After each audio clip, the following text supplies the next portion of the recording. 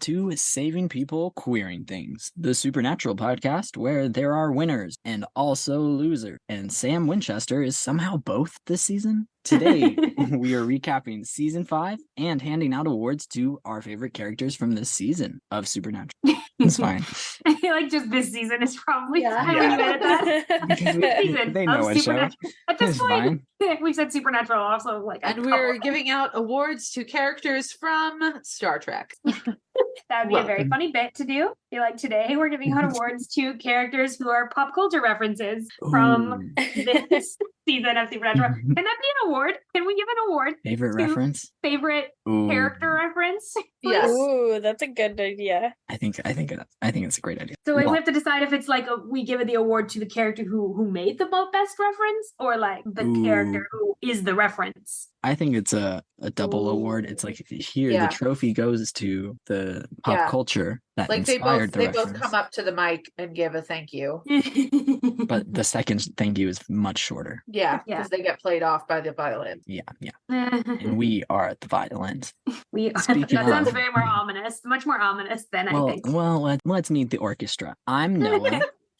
My pronouns are he, him, and my question for my co-host to kick things off today is inspired by this season. If you had the option, would you travel to the day you were conceived or the day you're destined to die? I also did not warn my co-hosts about this question beforehand. The day you were conceived. What would be the point of traveling to the day you were conceived? You could stop it all. Stop it all. My name is August. My pronouns are they, them. And my question to clarify your question, Noah, is are you traveling to also the place? Like, if you're traveling to the place you were conceived, because I absolutely don't want to go Not there. the room that you're conceived in, but like the I'm same. wondering, am I stuck in like Within 5 square 1994? miles. I'm stuck in like Vancouver in 1994. Yes. Yeah, then day I die. That's where I want to go. I think that's way more interesting. Oh, okay, so on the moon, some crazy shit like that. That'd be so cool. That'd be way more interesting to know. I don't want you dying. I'm sorry. I don't want to die. It was just random. I'm sorry. You gave a really specific number really quickly there, and it made me a little freaked out. Noah. I'm sorry. Yeah, I'm not really glad psychic. you're not Sam Winchester, and you're not psychic. Hopefully, hopefully. As far as we know. So I'm Elena. My pronouns are she, they, and I think I would go back just because I, as an adult, would be curious. See, I would go back to that day, but you didn't say what we had to do on that day. I didn't say you had to do or couldn't do anything. Yeah, I would go back to that day just to be like, as an adult, experience the 90s because I was born in September, or it would have been that would have been 89 because so I would have gone back and witnessed probably the birth of Taylor Swift. That would be really cool. To go back. I love how you made that about Taylor Swift. I love how you funneled that. Everything is about Taylor Swift right now. It always is about Taylor Swift. But no, she is about 9 months older than me. So theoretically could have happened. But no, I would go back and wander around the 90s only because I'm a firm believer in like I don't want to know when or how. I just hoping this does not involve knowing how I die. I don't mind knowing where. Well, I wouldn't want to know where or when. That's fair. Because then I'd be waiting that whole time to like get to there. If you spend the entire time in the future trying to avoid interacting with your future self, and then you accidentally run yourself over, and you find out that's how you died, you are the reason you die. You set this question up for you to fail. No. That wasn't part of the question. I was just making a bit off of Elena's response, but that's my answer. I feel judged, Noah. Not at I feel all. judged for my answer. No. I like your answer, Elena. It made sense. Hi, I'm Sam. My pronouns are she, her. I think I'm with August. I would not like to go back to Vancouver in the 90s. I don't really care. I think I would like to go to the future. I don't think either of us wants to run into our parents in the 90s. I think this is the main reason we're avoiding that. Yeah. No, that's my thing. I'm going back, but I am avoiding the two of them. Yeah. So fair. Like, I don't want to interact at all. That's fine. I would absolutely go to the future as well because I want to see where I end up. I want to see. I'm the only one who would go to the past. Wow. I'm sorry. You had the Taylor Swift reason though, so yeah. I mean, technically we didn't see that. We were conceived and in the womb. So true. I've met the byproducts of that age, and I'd want to go forward. We'll leave it there. Yeah. Because like, what if you pick to go forward and you go forward like a year? Like, I don't want to know that. Like, that would just be terrifying. Okay, but oh my god, I didn't even consider imagine you that. didn't go forward, and then you spend that next year doing exactly the same as always. You don't know. And you feel like you've wasted everything. But if you went forward and you saw you was just a year in the future, you'd come back and live your life completely different. I agree. Actually, I think if I was gonna die in a year, I would like to know, so then I can just like live it. It's okay if I go forward and then I know how, then it's fine. It'll be fine. I would love to try and fuck around with some paradoxes, break everything. Let's see how that works. Yeah, I would be like, now that I know, I can avoid it. That always goes well. Whatever I would do, I would be like, how can I mess with time enough to make the doctor show up? Like, what can I do that will make him be like, all right, who's messing with the 90s? What's going fucking it up? I mean, he ignores a lot of weeping angel victims. I volunteer as tribute to be the next. That doesn't end well. Yeah, companions don't. I guess the Hunger Games reference is kind of appropriate because most of the companions kind of fucked up at the end. Yep, that's okay. Lena's like, I accept the terms. We've learned nothing from the time travel episodes in Supernatural, I would like to say. We've learned nothing. This is what this conversation is proving to me. Which really just shows how Winchester coded we all are. So it's fine. Yeah. We're like, given the opportunity, I would absolutely make things worse. Absolutely. I may not be able to make things better, but I can absolutely make them worse. Just give me the opportunity. But now that you've met everyone today, it's time for our final recap of season 5. Oh my god. End of the Kripke era. This is it. Wow. We move on, guys. We close this chapter and we move into a new showrunner era. Ugh, the Gambl era. It is a gamble, honestly. It really is. It really was a gamble to continue the show past season 5. Again, winners and losers. Winners and losers. So here to catch you up on the road so far, we've got a different sort of recap for the end of the season. So we're going to do the season according to a specific character. We each pick a character and follow them all the way through the season as best as we can. Sometimes there's hey, you've listened to our recaps before. You get it. I'll get us kicked off. I'll claim my character before anybody else does. Okay. I'm going to do the season according to Ash. Oh, thank goodness you didn't pick what I wanted. Oh, right. Kind of a quiet season for Ash, but he's there. We'll see. It's going to be a lot less than 30 seconds. Yeah. When you're ready, Noah, I will count you in. I'm ready. 3, 2, 1, go. Okay, so Ash has been dead all season. Tragic, but he's been spending that time learning how to properly use quantum physics and string theory to use heaven to his complete advantage and make his version of the Roadhouse where he can connect to everyone he cares about, apparently. We'll see. He spends his time talking to everybody he would like to talk to. He helps the brothers multiple times whenever they've died and come back, and he constantly helps them even though they never remember him when he comes back. Oh, amazing. Yeah. I didn't mention the luchador. That's or that he what is it? He speaks Enochian? Fuck. Icon. I know which character I want to do. I'm just trying to figure out the logistics of how to describe theirs. Yeah, I also know that my character, but I feel like I'm going to miss a bunch or say something that's not accurate. I mean, it's just you just generally do what you can. I am ready to go next, and the character I'm going to be doing is Zachariah. Ooh, good one. That is a really good one. All right, 3, 2, 1, go. So Zachariah has possibly the worst job this season, which is to convince Dean fucking Winchester to say yes to Michael. Not going so well, including when he transports him to the fake future to be like, you should say yes or else bad things will happen. That doesn't work. He also shows up in heaven and tries to fuck around with Sam and Nina to be like, you have to say yes, and that also doesn't work. Eventually, Dean manages to make a ploy and kill him because Zachariah wants to save his own ass, and it is too late. Ooh, beautiful. Beautiful. Nice. Very well done. Zachariah. Okay, I think I'm ready. I'm going to do Lucifer. Yeah. We're getting some villains in this recap. Yeah. I love that we've all picked really like random weird characters. This is great. Gone are the days. Way less to talk about than Team Free Will. Yeah, I think that's what we all went. We all went for real tricky ones last season. We all went for people with way too much screen time. We're like short and sweet. Okay, 3, 2, 1, go. Okay, so Lucifer's out of the cage. He's like, yeah, now I'm free. And he's in this vessel that is not his true vessel, so it's kind of falling apart. Sam learned how to kill him with the cult. Doesn't work. And then he spends the whole season trying to convince Sam that he should say yes to him. Finally, he gets his wish. Sam says yes. And he's like, yes. And then he starts beating the crap out of Dean. And he's like, yeah, my plan is working. And then Sam takes over and pushes him back into the cage. And he's foiled. Damn. Nice. That was a killer recap. That was a killer. That was so good. Very, very smooth.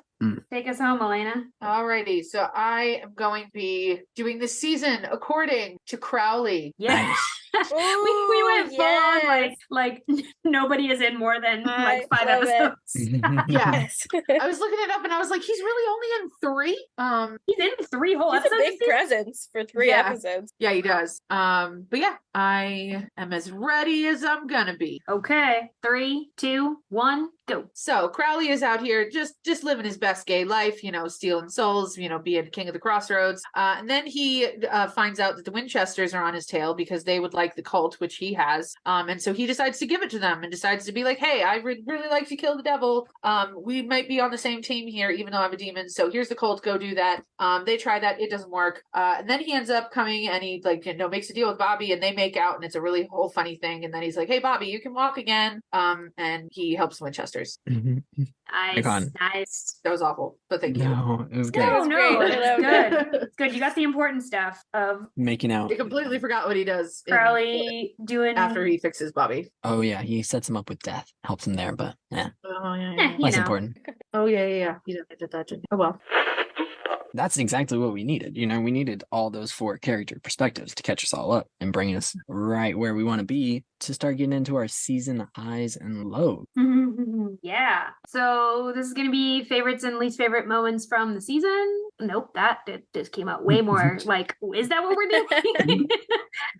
This is the part of the show where we talk about our favorite and least favorite episodes from this season. And I'm very curious about Noah's particularly. I care about yours, the other 2 as well, but Noah particularly. As a first-time watcher, what are your highs and lows?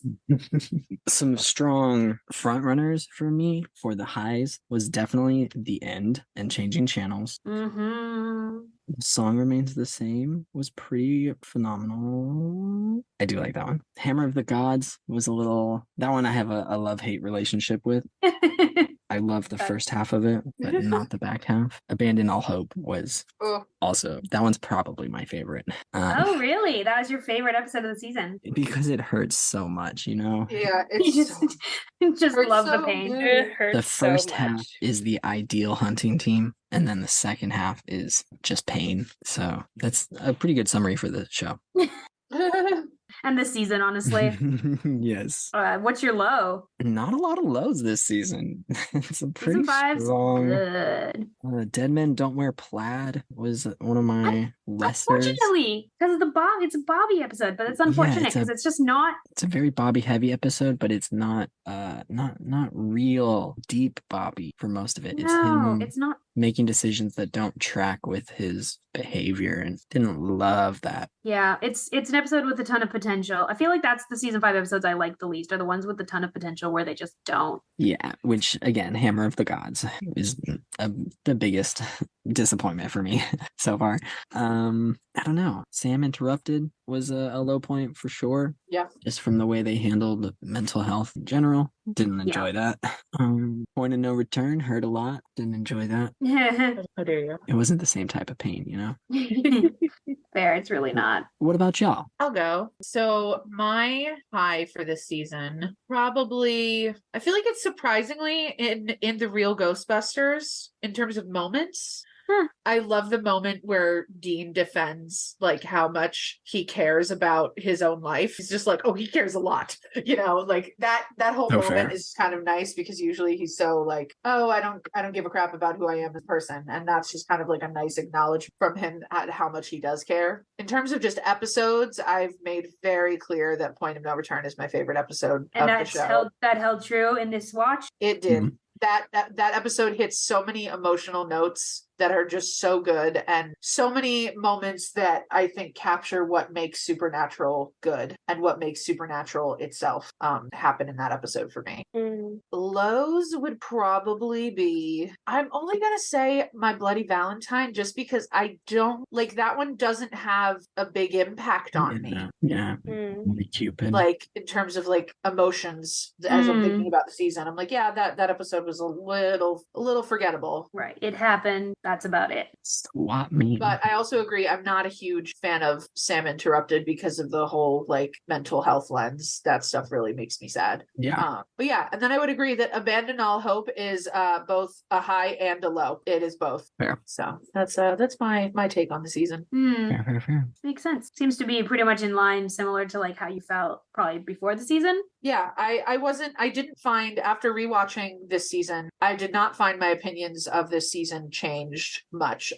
Before going into it, I thought it was a banger. Going out of it, it is still a banger. Like this season is so solid. It holds up. It holds up to scrutiny.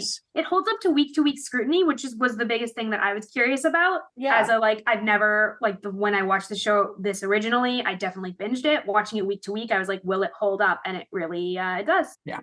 I was pleasantly surprised by how good the first 5 seasons of this were, specifically 4 and 5. But compared to what you thought from the fandom? Compared to the general vibe, I was pleasantly surprised. Supernatural hasn't disappointed you yet? Not the vibes are better than expected. Individually, episodes have disappointed, but not overall. Well, just you wait. It's okay. Supernatural breaks us all in good time.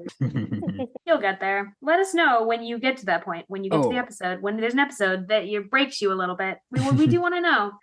I'll make sure and share. I'll let the podcast know the exact moment that you're like, this maybe isn't a good show. He will let us know through a letter of resignation that we will not accept. They're in it now. It's so cute that you think you can leave. Not Elena being Zachariah coded. It's so funny. You think they know to us. Oh my god, no. I have never heard a more upsetting phrase about my personality. I'm sorry. He's persistent. It's a great trait. We love I feel like Zachariah too would appreciate a good spreadsheet though, and I can enjoy that about him. I loved Zachariah so much more than I remember loving him in the past. He's so fucking funny. Delightful little villain. Just the funniest. Funny, threatening, and just the right amount of petty. Yeah, just an enjoyable amount of petty. Not for the Winchesters, but for us. No. My highs, I feel like my high and low, Swan Song is my favorite, but it's also a low because it just hurts. It's a rough one. Changing Channels, also classic. Yeah. Really just so good. Yeah. And then I think I would also agree with Elena with Sam Interrupted. It was just every time I watch that one, I'm like, the representation is just so terrible. Constantly. Like I want it to be good, and it's not. It's not. And that's one where over the years it just gets worse. Mm-hmm. This representation just gets actively more concerning. Yeah. I think my low is actually Swap Meet. I think it feels like the worst. It feels like the least consequential kind of cringy episode.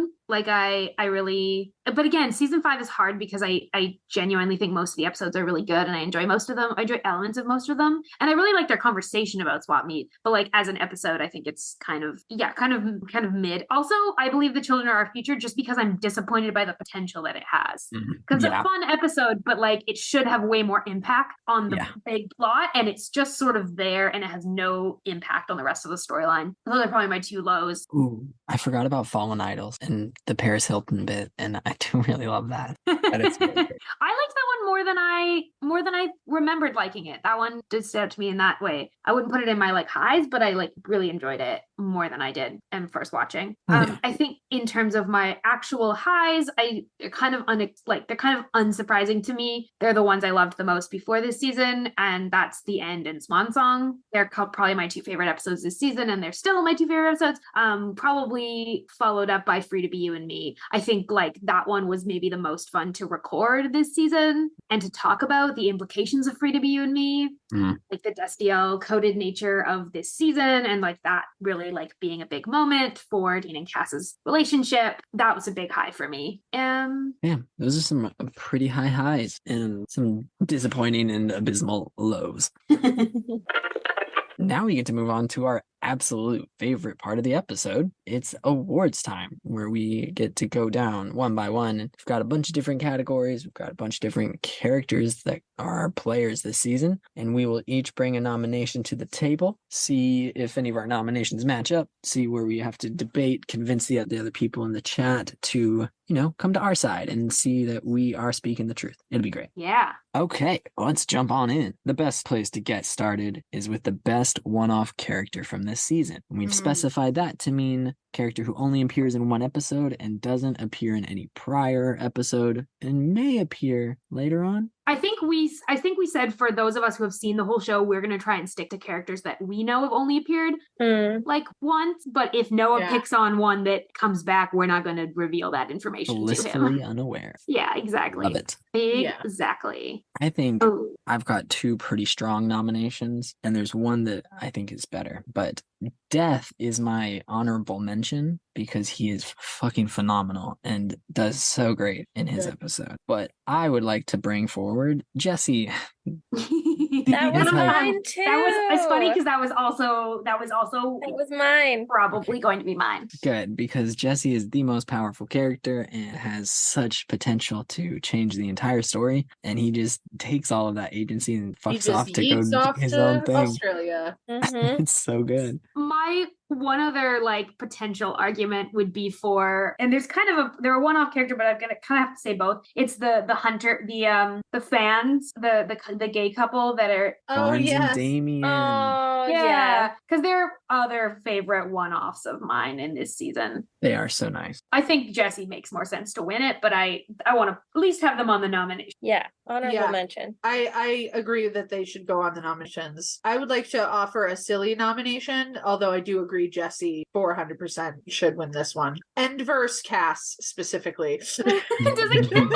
Oh my god. I was like, can I take someone from Endverse? And then I was like, but none of them are one-off characters. I mean, Endverse Cass is.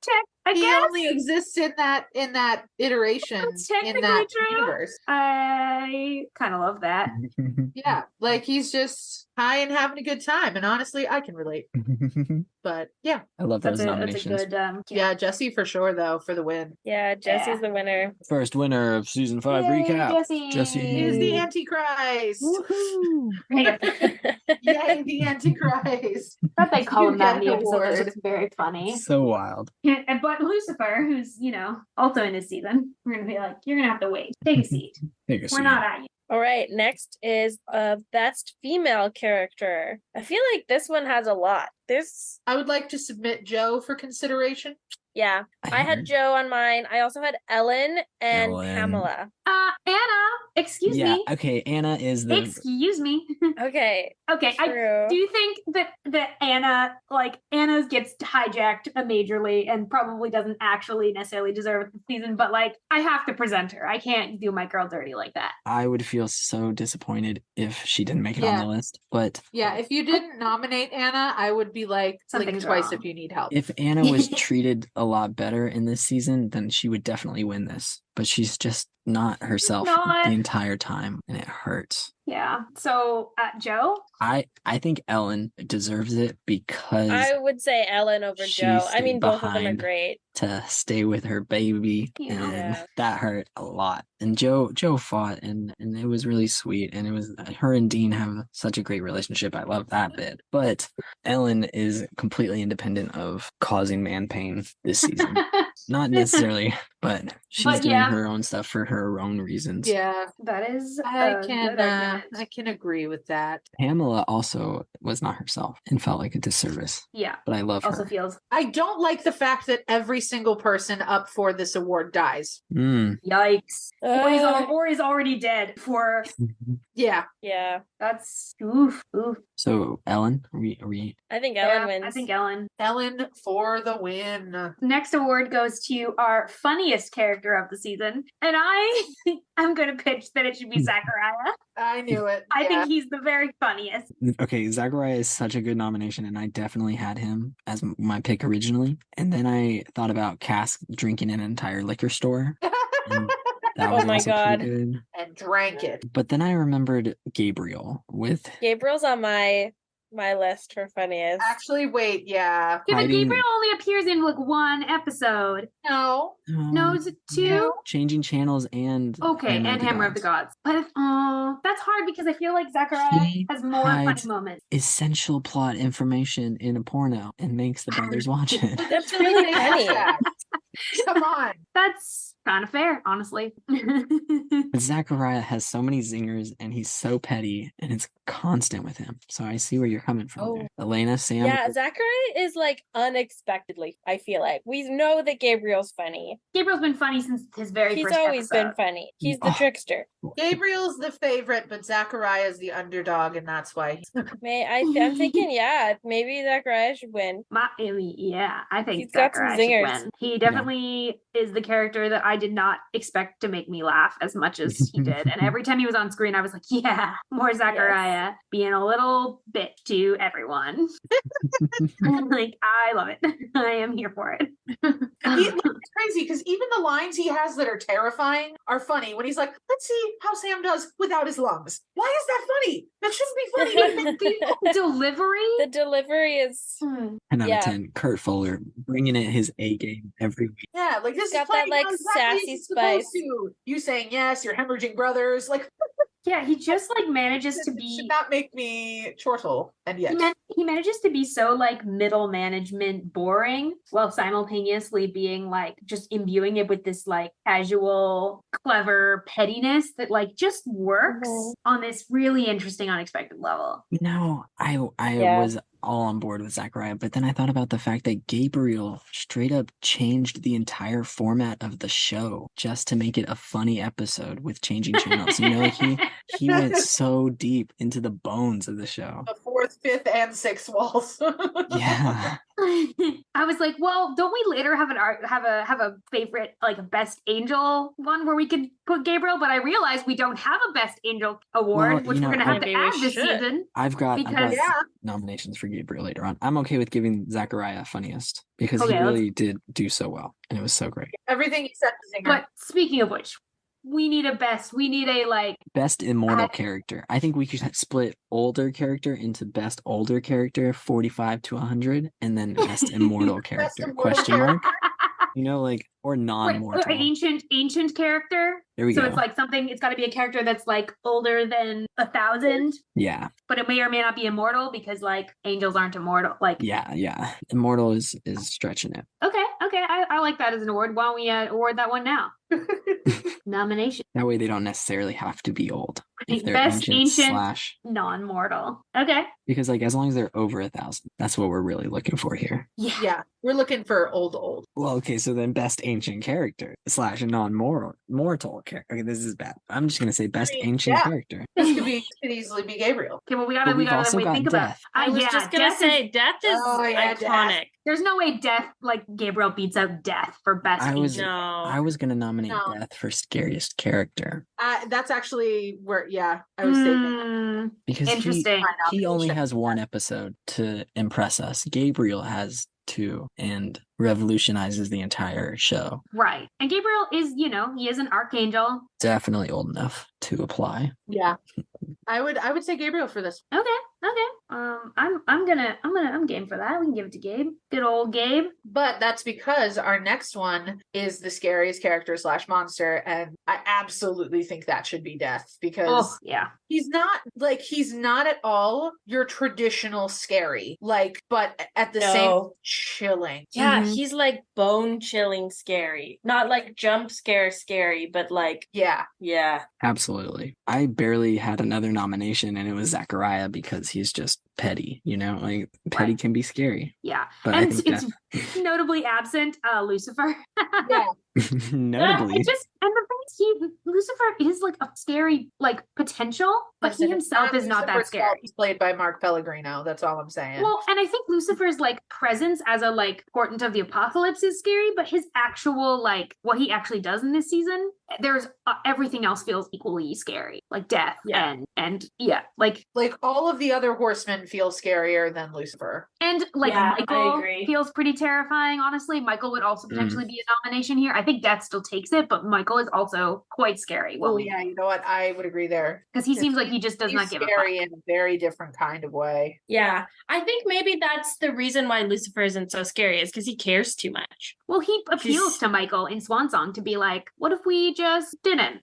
And Michael's like, no, we're going to have to fight. Michael's the one that's driving the apocalypse in a different way than Lucifer is. Yeah, that's so fair. I think Death is a strong winner. Death for the win. Now we move on to our best older character. Someone over 45, but younger than 100. We're not. So we're really talking a best older human character or human adjacent character. Yeah. Because most monsters are vampires or things like that are going to be older than 100. So obviously Bobby. Rufus is also in this season. I do think Bobby wins it, but Rufus is also in this. Rufus is so good, and I love Rufus. Yeah, Rowan Rufus is also an important nomination. Yeah, she's our best female, so queen. But absolutely, it's Bobby. It's Bobby. Bobby's gonna win it. It might not be the only thing Bobby wins this season, honestly, though. Yeah, and it'll be deserved. We do Bobby's Bobby a fucking MVP this time. He really. He steps it up. He goes through so much development. We'd love to see it. Hi, I'm going to start the season off stabbing myself to protect my son, sir. Can I also propose? This would have been a good one-off one, and I didn't think of it until now. But Dr. Sexy from Changing Channels is also in the category of best older character. He is also in that range of 45. Now, I would argue he fits here. Dr. Sexy, an important nomination. Thought what made Dr. Sexy. He wears counts. Not to, and you're not a fan. It's a guilty pleasure. Fantastic. That takes us to our next category, which is the most unlikable character. So, we like Zachariah. We like to hate Zachariah. What's someone we actually just don't like? Lucifer? Lucifer. I've got one. Okay, Brady. The Ghostbusters. Who's Brady? Brady, Sam's college friend who shows up and is like, hey, I was behind your back the whole time. I'm a piece of shit. I actually just possessed this friend of yours, have been manipulating you. Yeah, he feels like a good nomination just because he's a piece of shit, but he throws all of Sam's entire past into crisis. Yeah. My biggest nomination is Pestilence. Oh yeah. Yeah. Ooh, yeah. I don't want to see you on screen. So unpleasant to watch. Oh, gross. Oh my god. Did not like any interaction with him. Yeah, every frame he was in, I was like, Mom, come pick me up. I'm scared. My mom said I gotta go home right now. I would like to not watch what's happening on screen with you. Also, I feel like watching this one, I think I said that in the episode, but watching that Pestilence episode post-pandemic, I just can't handle sick scenes about sick people. It's just, it doesn't, not fun. It's different. It's very different. Any other nominations? Or I would go with Pestilence. I would also go with Pestilence. Okay, good. We're on the same page. Yeah. I love it. Brady's a little bitch, but Pestilence, deeply hard disliked. to watch. All right, next is character with the most opportunity to change. Ooh. I like this one. I'd like to Becky? Ooh. That's an interesting one. Controversial? But Becky also broke up with Chuck, quote unquote, because he respected her too much. But that's his words. Yeah, his words. There were big air quotes around that. I'm sorry. We also know Chuck's spinning of the narrative. Yeah. I really like that. I'm trying to think of who else could go in that. I think Gabriel is another nomination there because he did stand up to his family, which was basically his entire identity before this season. I was going to suggest Cass for this one. I mean, I think Cass also he's going to have a lot of fish to fry up in heaven, and so he's got a lot of potential to, I think, grow because he's proven that he's like going up to heaven. Like he's shown that he's rebellious, clearly. Like, you know, hey ass butt, he torched an archangel, so he's clearly like team free will. But now everything is shifted, and so it's really going to be interesting to see where does Cass go next goes with that. So I'd offer Cass as a nominee for that one. You know, I think that's a really good argument. I think Gabriel like maybe changes the most within the season, but like Cass going forward has to deal with a huge paradigm shift. Well, there we go. We got 2 out of 4 majority on Castiel. I do really love that Becky. Yeah, I think that one is really good nomination. I want to give it to Becky, even though I think Cass deserves it. I think Cass deserves it. But I really want to be like, we awarded Becky for turning her back on Chuck. Thank God. Yeah. Unintended. So who's the character we'd most like to see back? I think my nomination is Gabriel. Okay. Because I love him. My nomination is Pamela. Ooh. I loved her. Yeah, that's a good nomination. Didn't get what she deserved. I think based on this season, Ash. Oh, yes. I'd love to see more of Ash in heaven. Absolutely. I'm changing my answer. It's Ash now. I think this one we don't generally give to a single character. We just kind of because it's a personal question. I'd like to see Joe back. I know. Oh my God! Yes. Oh, we're opening the door. Yeah. Every single character we listed there. They all win. All winners. But also, they all require a certain level of supernatural intervention to bring back. Well, 2 of them are in the same place. 3 of them. Yeah, presumably.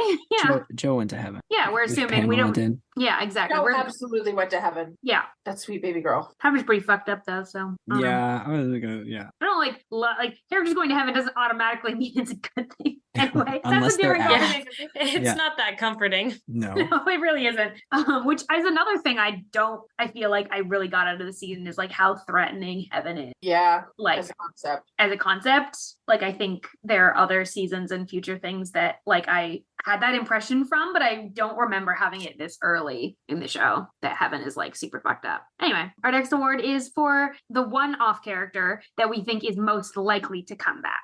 What's your pitch for who's most likely to come back? Now, I would nominate Death because he was only in 1 episode and he definitely gave off vibes that he was much more important than the story of this season. So I wish it was Jesse, but it's not. Rip that band-aid right off. I would go with Death as well for this. I think Death is a really solid, like narratively, Death makes the most sense. Like if I try to take my I have future knowledge of the show out of it, like I love that so far big winners of the night are like Death and the Christ.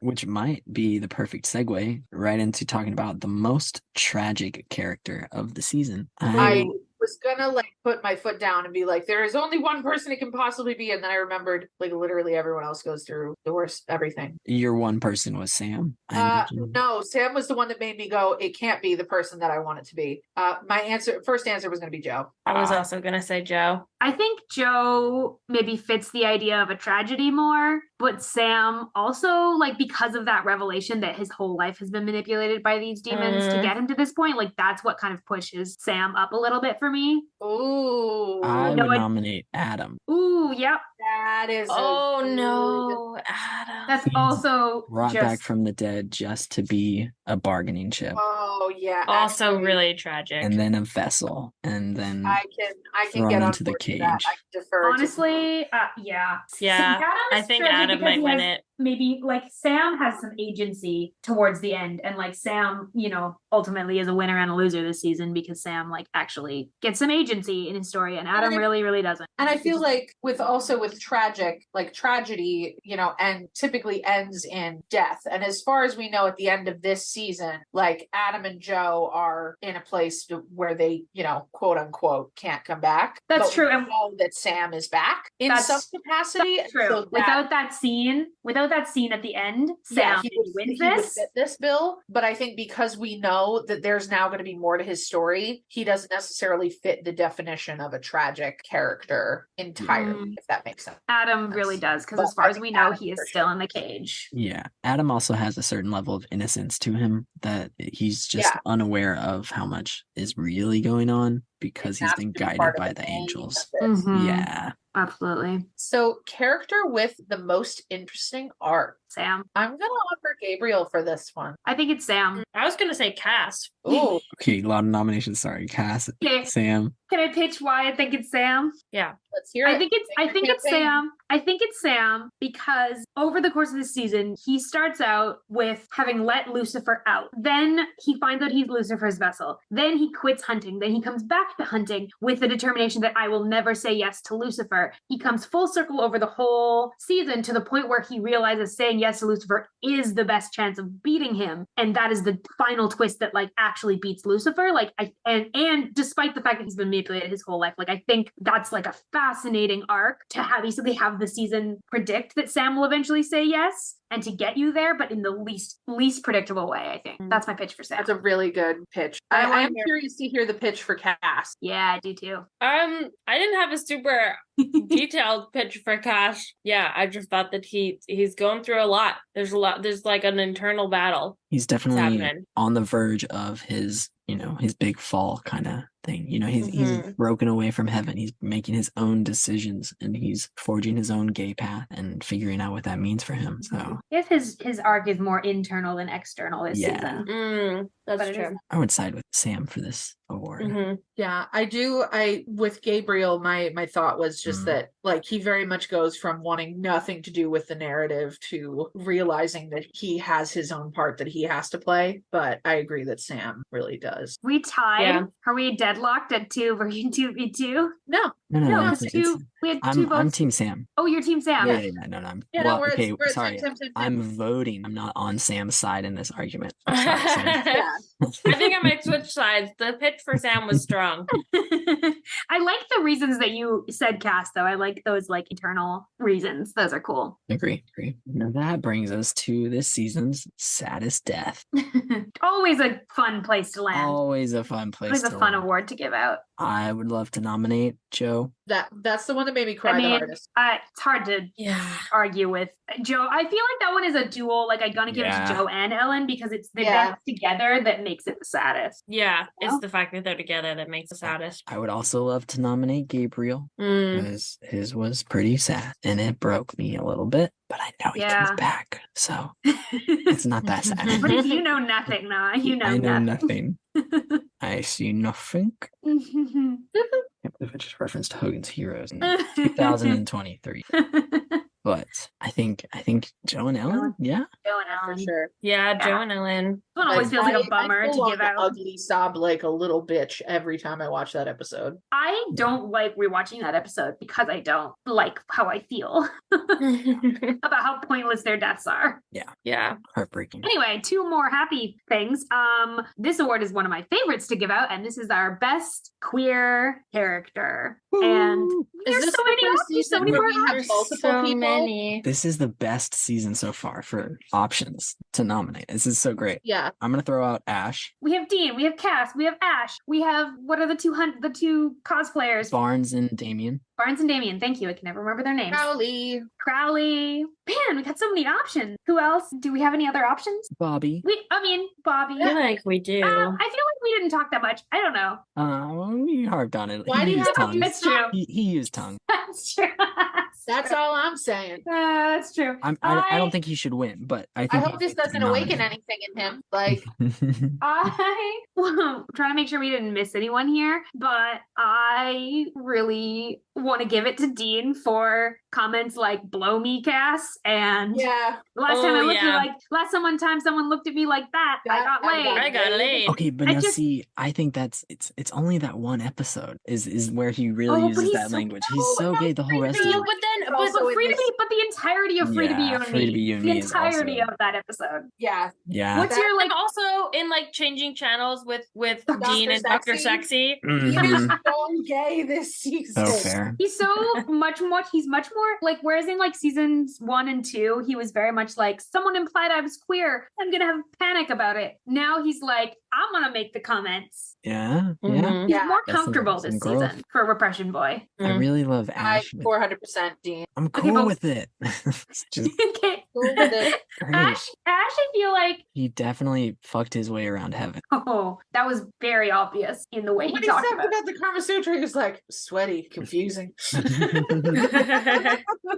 It's so good. I also really love Barnes and Damien and how they bring such a I think relaxed... they get an honorable mention on this one. They are the only example we've had in this show of a wholesome couple that's not... They're an explicitly, canonically queer couple that's like stated. And I'm like, they get to live happily ever after. They get to say, we're more than like friends, we're partners. Like they hold hands and walk up into the sunset together. You know, that's... I said it on their episode and I'll say it again. They went home and they played D&D and it was marvelous and everything. And they don't have a sad ending. We've given this award to so many characters with a sad ending. They don't have a sad ending. Thank God. But Dean is just too gay to function this. So truly. It's the layers of it. A strong season for queer characters, kind of, in this show. Yeah. Okay, well then I would say as strong as it gets, but we haven't gotten to some future seasons yet. Yeah, just you wait. There's one episode of season 6 that I'm thinking of in particular that I know August knows which one I'm thinking of. That no, I can't wait for you to see it. It's so gay. Beautiful. I cannot wait. Everything's fine. And that brings us right to our next category. I'm glad Dean won that last one because he's not winning Best Hunter this year. No, it's not.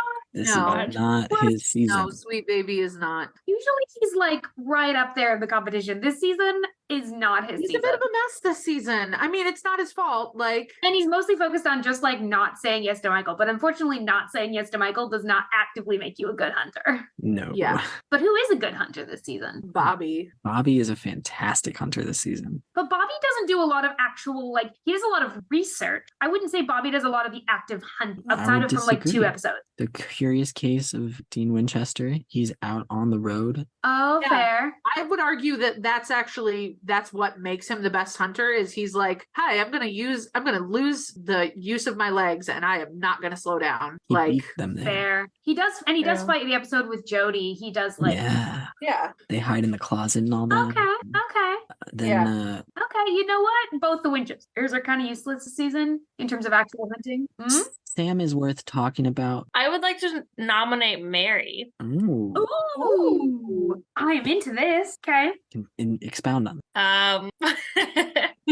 She's a badass and she's hot. She's a badass. Yeah. She's hot. I mean, that was my thought process. How you really feel. I know. I was just saying Sam's thought process out loud. August knows. Yep. I thought a look on her face. She's a badass and she's hot. I don't know what else to say. She's a good hunter. She's it's unexpected. I feel like she kind of surprises. She's out here jumping over cars while pregnant. Yeah, seriously. And she takes it in stride when she finds out that her kids are there from the future. She is like, okay. Cool. That's a valid nomination. I would still side with Bobby. Yeah, I think I'm still Bobby on this one too. I feel like Bobby's got the edge, but I want to give that honorable mention to Mary. Oh yeah, honorable mention for sure. Also, just her physicality and her hunt is so cool. She's such an interesting hunter to watch. Truly. And she's the hunter I wanted the most more backstory on. We should make a show about that. That would be cool. Too soon, Noah. Too soon. I'm sorry. It's funny because it hurts. Yeah. You're watching Supernatural. This next award came about because I got a little hurt because Bobby never won Best Hunter because he was always better than the boys at building a community of hunters, and he was just a step behind in the hunting usually. Plot twist. Bobby wins Best Hunter, and the brothers suck at it, so it's fine. So maybe they're good at network. How did they build their community of hunters? Can I argue Yeah. that Cass is the networker this season? season? Yes. Ooh, yes. Cass is like researching. Cass is like, we gotta find God. Cass is like, this is the information that we need from the angels. Cass is just bopping around being like, I am paving the way. Cass is a lot more on it than the brothers are. They're just running over. They're just trying to stay out of the way. I also love his whole pray too loud. That is very powerful. Cass has his fingers in so many pies. Yeah, he's doing a lot. They're calling these days I think Cass is really strong, but I think Crowley comes in and shows his dedication to knowing everything about everything going on, and he's constantly got a guy who can get you in somewhere. Crowley's a good nomination for this one. King at the Crossroads, baby. That's true. Crowley has a network. He gets them back the cult. Yeah, which they haven't seen for years. 2 seasons. Yeah, since Bella like stole it and sold it. To him, definitely. Yeah. Yeah, Crowley. I could get down for Crowley. Yeah. Yeah. Crowley goes. He didn't win any other awards this season, did he?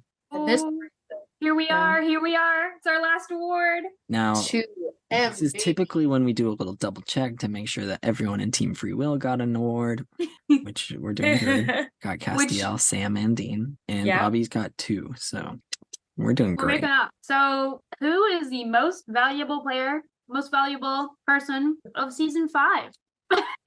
I have a very funny Okay, here we go. Go. The nomination. Here it comes. Here comes the build-up. August can't hold it together. Elena, Sam, and I are watching very anticipating. And we're all sitting on the edge of our seats right now. Here we go. I want to nominate Chuck for this award. Oh my God. I think the most impact on this season being the giant dick that he is. With the knowledge that we have about who Chuck really is, there is no other MVP of this season. He gets exactly the ending he wants to this story. That is so true. Maybe the Impala. Oh, that is also a strong argument. That's more in line with the themes of the show. I feel like that would be Chuck's answer for the MVP of the season. Now, listen, we all know, being on this show with me on it, that I'm a little biased here about a certain individual. But I gotta read. I love it to know it just without me saying it. Yeah, so we all know who you're going to nominate, Elena. Yeah. So, just put it in for the next 10 seasons.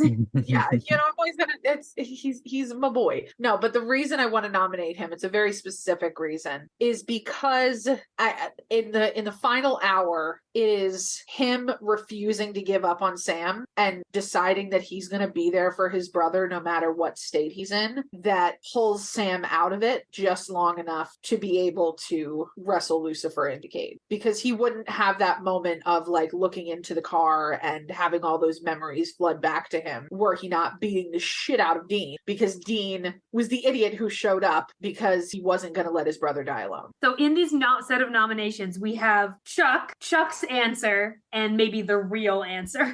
But I think you can't. I don't think you can say that Dean is just the MVP of the season without giving just as much credit to Sam, because I agree. Yeah. He jumped into the fucking went to the pit. Yeah, and he couldn't have gotten to that point without Dean's support. But Dean couldn't have been able to give him support if he hadn't gotten support from Sam, and it just they feed off of each other. And Sam is the only one that can actually pitch Lucifer into the cage. Sam is the only one that can actually like. So is the MVP of the season the Winchester brothers? Both of them. No, but the thing is, Cass, you can't. I think it's Team Free Will. Yeah. I think we have to include Cass. I think we have to include Cass and Bobby in this, because like end of Kripke era does not happen without all 4 of them actually contributing. Yeah. Free Will. Yeah. I agree. That's a clear winner.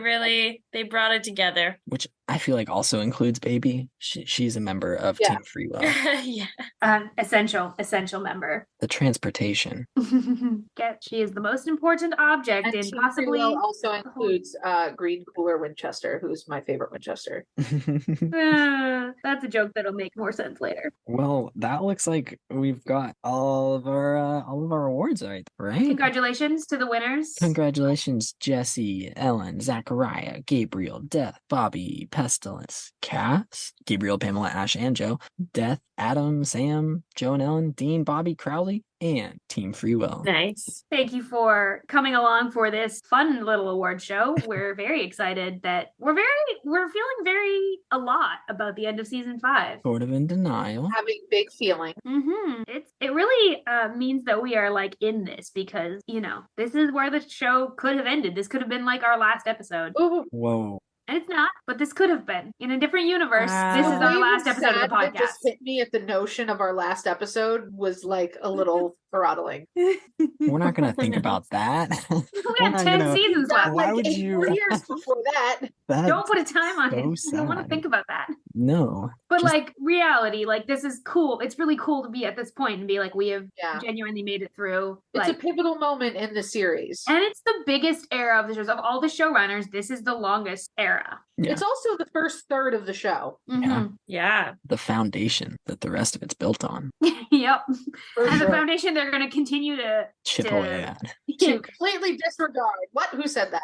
No, they're going to continue to take high-grade explosives to for 10 more seasons. Love How that. much fish can we blow up?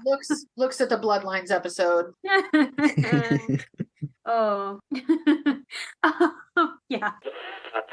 Now that we've got awards out of the way, it's time for us to wrap up the rest of the season. As you know, all season we've been building our episode mixtape, leading to a big season mixtape where it's just a collection of a bunch of songs that remind us of the episodes of season 5. That will all be posted on our website, queeringthingspodcast.com. Make sure to go check it out there. You can feel like we're riding along with you in the car. Yeah, you can listen to the season according to all of our mixtapes. Woohoo. It's kind of fun. It's been fun to be doing this for multiple seasons now. Yeah. I like that we have a season 5. Like we have season playlists for these Kripke era. For multiple seasons. We've got 4, possibly 5 by the point. I need to go back and make a season. I don't think we did one for season 1. We've done one ever since, so. We've got at least 4 seasons mixtapes up there. Go check it out. The last thing we want to do today is just issue a little call for voicemail. So if you've been listening to the show for a while, or if you're brand new, we would love to hear from you and we would love to feature your voice on the show as we go into season 6. If you have a blessing for a character, if you have a question for one of us, if you have a theory or a queering theory for a character or an episode, whether it is in the Kripke era or in season 6, we would love to hear it. If you have episode mixtape suggestions or theme suggestions for season 6, we would love to hear them. You can record yourself just on your phone or on your computer with a 1 minute. You can record yourself on your phone or your computer up to a minute of you talking, and we would love to feature that on the show. You email that to us at queeringthingspod@gmail.com or reach out to us on one of our social medias if that's not working for you.